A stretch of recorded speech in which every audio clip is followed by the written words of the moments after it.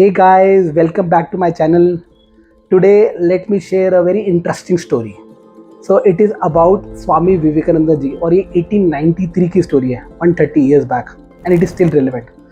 So Swami Vivekananda ji को किसी ने उनके अपने घर पे इनवाइट किया और वो बुक्स का बहुत शौक रखता था, तो उन्होंने कहा कि मैंने सारी फेमस ऑथर की किताबें रखी हैं यानी ऑर्डर ऑफ प्रायोरिटी। सबसे एंड में उन्होंने भगवद गीता रख दी। तो उन्होंने स्वामी विवेकानंद जी से पूछा कि क्या लगता है कि मैंने सही सीक्वेंस में बुक रखी है। एंड स्वामी जी ने बोला हाँ बिल्कुल सही, सबसे स्ट्रॉन्ग सबसे इंपॉर्टेंट बुक आपने फाउंडेशन पे रखी है जिसपे सारी बुक्स का नींव टिका हुआ है। So that's why you have kept in a right order. In fact 1893 में उन्होंने शिकागो में यूएस पार्लियामेंट को एड्रेस किया and he brought that mantra go back to Gita. And वो एंशिएंट टेक्स्ट में बहुत विजडम है। So if you are a avid book reader, then watch this video till the very end.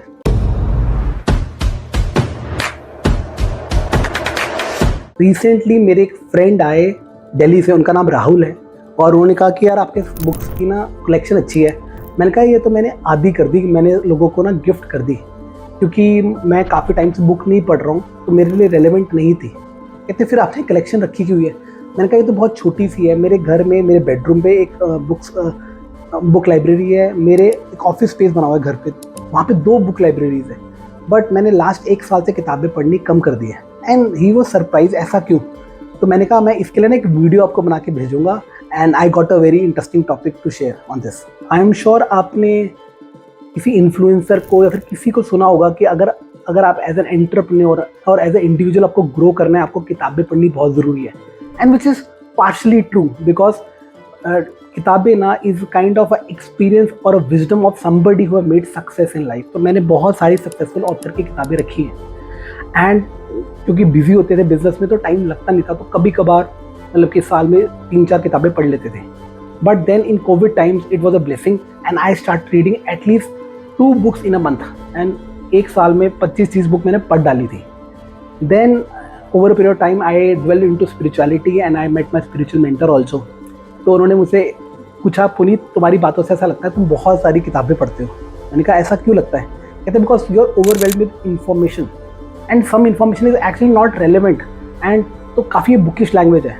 तो मुझे समझ नहीं आया था उनकी बात उस दिन, बट एक्चुअली व्हेन मैं आई अंडरस्टूड इट डीपली तो I started reading about Bhagavad Gita, listening about it, then Ramayana and समझ में आया जितनी भी किताबें पढ़ी है ना सारी एंशिएंट विजडम से ही कॉपी की गई हैं। Most of these authors either they refer it or they have their watered down version of all these books. And in fact मैं किसी ऑथर को डीमीन नहीं कर रहा हूँ, मैं भी किताबों को फॉलो करता हूँ, ऑथर्स को फॉलो करता हूँ, बट एक्चुअली ना ये बुक्स शायद ना हमारे लिए 100% रेलिवेंट ना हो because it is a interpretation of an author and it may not resonate with your life. It may become obsolete over a period of time. But read your ancient text. It is 24 karat gold. It will never get obsolete. In fact, second thing is ये ancient lifelong wisdoms है, lifelong lessons है. I call it secret treasure which we all have. But हमने कहीं ना कहीं इस पे कभी ध्यान नहीं दिया. In fact, आप भगवद गीता को 100 times पढ़ लोगे ना, it is far more better than reading 100 books. It will give so much of information. फिर भी आपको शायद हर बारी पढ़ने पे कुछ ना कुछ सीखने को मिलेगा। तो I am not saying that I am not demeaning any author. I love these authors, love these books. मैंने बुक पढ़नी कम कर दी है but they have experience. But if you read from the original text that is a universal law, you will actually get lot of things for yourself. मैं आज भी किताबें पढ़ता हूँ, मैं आज बिजनेस बुक्स पढ़ता हूँ जो मेरे बिजनेस के लिए रेलिवेंट है। आज मैं इन्वेस्टिंग की बुक्स पढ़ता हूँ क्योंकि मैं इन्वेस्ट करता हूँ, क्योंकि उनका एक्सपीरियंस फील्ड में है।